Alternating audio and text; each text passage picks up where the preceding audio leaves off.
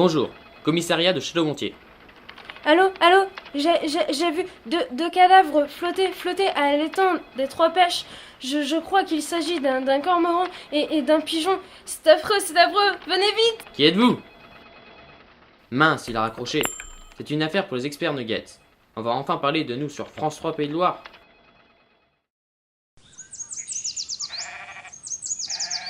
Bonjour, je me présente, inspecteur Nuggets, et voici mon équipier. Puis-je connaître votre identité? Nous sommes les brebis. Nous vivons là-bas, dans la bergerie. On aime bien rester et manger ensemble, c'est bien plus rassurant. Y a-t-il des problèmes particuliers dans votre ferme? À chaque fois que Rocky, le taureau limousin, passe devant nous, il se moquait de nous, car on était enfermés. Sac de laine. Alors les glues, toujours collées les unes aux autres. Quand une avance, les autres suivent. Nous, on ne cherchait pas vraiment d'ennui. On ne veut pas d'histoire. Le taureau, il ne nous dérangeait pas vraiment. Il se moquait un peu, mais c'était pour rire. Rien de bien grave. Bonjour monsieur, quel est votre nom? Bah, je suis Bill, le cochon. Moi, je vis dans une cabane. Que faisiez-vous au moment de l'incident? Bon, avant l'incident, comme d'hab, je mangeais des glands et des châtaignes, histoire de me remplir le ventre avant ma sieste quotidienne. Et y a-t-il des problèmes particuliers dans votre ferme? Je sais pas, qu'est-ce que vous voulez dire par problème? Allez voir Liberty, elle vous expliquera mieux que moi. Bonjour, vous êtes bien Liberty? Oui, en effet, je suis bien Liberty. Je suis la rouge des prés, la plus belle de toute la ferme. Le taureau n'arrête pas de se moquer de Bill, car il est plus faible que les autres. Il se laisse faire parce qu'il a peur des représailles. En plus, il est raciste et ne supporte pas que des animaux d'une autre couleur puissent partager l'herbe des champs. C'est mon herbe. Va brouter ailleurs. Je broute où je veux, l'herbe est à tout le monde. Si tu n'es pas content, va voir ailleurs. Ici, on n'aime pas les racistes, on préfère les fermes colorées, c'est plus joyeux. Qu'en pensez-vous, inspecteur Duck? Je suppose que nous n'avons pas assez d'indices pour boucler cette affaire. Comment poursuivre alors? Eh bien, allons voir à l'étang où s'est passé le drame s'il y a quelques témoins. Bonne idée, inspecteur Duck. Bonjour monsieur, qui êtes-vous? Je suis le brochet. Ici, c'est moi le patron. Et on m'obéit, parce que je suis le plus fort.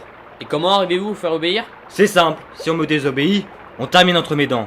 Connaissiez-vous les victimes? Non, pas vraiment, mais ce que je peux vous dire, c'est que ce cormoran était détesté par tous les habitants de l'étang. Mais moi, j'en avais pas peur. Bonjour monsieur, qui êtes-vous? Et que savez-vous à propos de la mort du pigeon et du cormoran? Nous les gardons, nous sommes les oreilles de l'étang. Ce que nous savons, c'est que le brochet trouve la tronche feignante et il n'a sans doute pas tort. En plus, elle a le culot de se promener nue dans l'étang. Finalement, on trouve normal que le brochet l'ait envoyé au cormoran comme appât. Mais il a fallu que Kyoka fasse sa rebelle et s'oppose au brochet. Tout ça pour sauver la tanche. Bonjour la tanche. Êtes-vous accepté par les autres habitants de l'étang? Ici, tout le monde dit que je suis feignant. Mais ce n'est pas de ma faute si j'aime rester posé dans le fond de l'étang. C'est ma nature, je n'y peux rien. Et aussi, on se moque de moi, parce que je n'ai pas d'écailles. Mais ce qu'ils ne savent pas, c'est que je suis parti en catastrophe. J'ai été prise dans un filet pour être transféré ici, à l'étang des Trois Pêches, sans que personne ne me prévienne. Je n'ai même pas eu le temps de prendre mes écailles. Ils sont racistes ici. Ils n'aiment pas les poissons différents. C'est vous Yoka? La carpe-coq qui s'est opposée au brochet? Qu'avez-vous à me dire? Ce que je peux vous dire, c'est que le brochet et le taureau n'apprécient pas les volatiles. Ils trouvent qu'ils n'ont pas leur place dans une ferme. D'ailleurs, ne vous mêlez pas trop à cette histoire. On ne sait pas ce qui pourrait vous arriver. En ce qui me concerne, je suis très fier d'avoir défendu la tanche. J'estime qu'aucun d'entre nous ne doit servir d'appât. Prenons le temps de faire le point. Nous n'avons toujours pas identifié les meurtriers. Peut-être s'agit-il d'un suicide. Qu'en pensez-vous? Retournons voir les animaux de la ferme pour élucider ce mystère.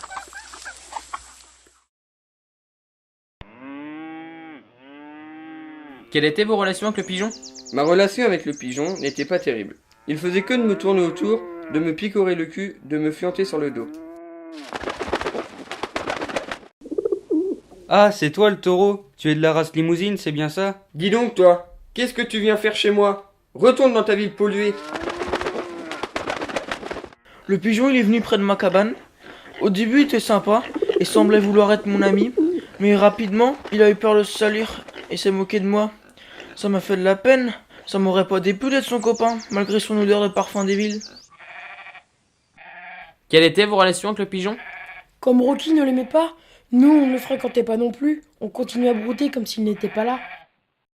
Le pigeon était un peu prétentieux, mais je n'ai pas vraiment fait l'effort de le connaître. Je dois avouer que quand les habitants de la ferme et de l'étang l'ont rejeté, je ne suis pas intervenue.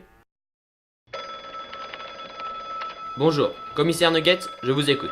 Bonjour, je suis Gilbert, le médecin légiste, qui a fait l'autopsie du cormoran. Dans son estomac, j'ai trouvé un poisson-chat. Et alors? Les épines du poisson-chat ont perforé le tube digestif du cormoran, provoquant une hémorragie létale. Le mystère de la mort du cormoran est résolu. Nous pouvons enfin nous concentrer sur l'affaire du pigeon. Je n'en peux plus. Ils ne m'accepteront jamais. J'ai été rejeté de la ville et les gens de la campagne ne veulent pas de moi non plus. Je ne comprends pas pourquoi ils se moquent tous de moi. Puisque je n'intéresse personne, je quitte ce monde cruel.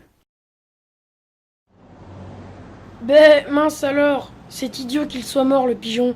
On aurait pu peut-être faire quelque chose. C'est bon, taisez-vous, il l'avait bien cherché. Mais qu'est-ce qu'on fait là? On n'est pour rien dans la mort du pigeon. Quant au cormoran, c'est bien fait pour lui. De toute façon, c'est notre destin de finir dans une assiette.